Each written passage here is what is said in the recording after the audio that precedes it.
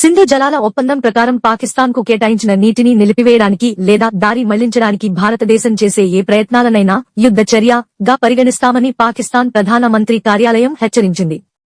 కాశ్మీర్లో జరిగిన ఘోరమైన ఉగ్రవాద దాడి తర్వాత భారతదేశం ఒప్పందాన్ని నిలిపివేసిన నేపథ్యంలో ఈ ప్రకటన వచ్చింది.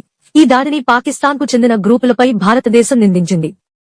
ఈ దాడిలో పాకిస్తాన్ ప్రమేయాన్ని ఖండించింది మరియు భారతదేశం యొక్క ప్రతీకార చర్యలను నిర్లక్ష్యంగా మరియు నిరాధారంగా ఖండించింది. పాకిస్తాన్ జాతీయ భద్రతా కమిటీ ఈ దాడిని పాకిస్తాన్తో అనుసంధానించే ప్రయత్నాలను తోసిపుచ్చింది. ఎటువంటి విశ్వసనీయ ఆధారాలు సమర్పించబడలేదని పేర్కొంది.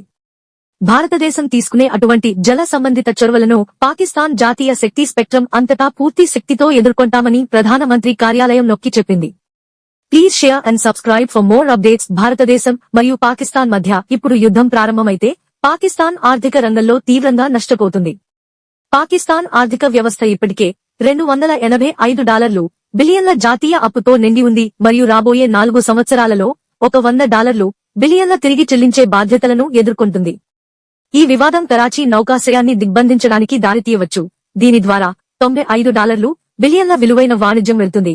ఇది పాకిస్తాన్ యొక్క విదేశీ వాణిజ్యంలో ఎక్కువ భాగాన్ని ముగించి శిక్షార్హమైన ఆర్థిక నష్టానికి దారితీస్తుంది.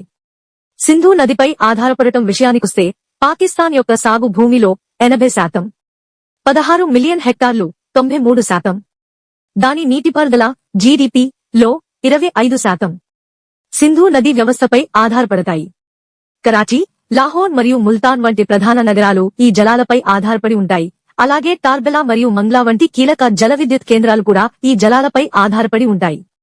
దీని అర్థం కోట్లాది మంది పాకిస్తాన్ ప్రజలు, బహుశా 10 లక్షల మంది వ్యవసాయం, తాగునీరు మరియు విద్యుత్ కోసం సింధు నదిపై ఆధారపడతారు.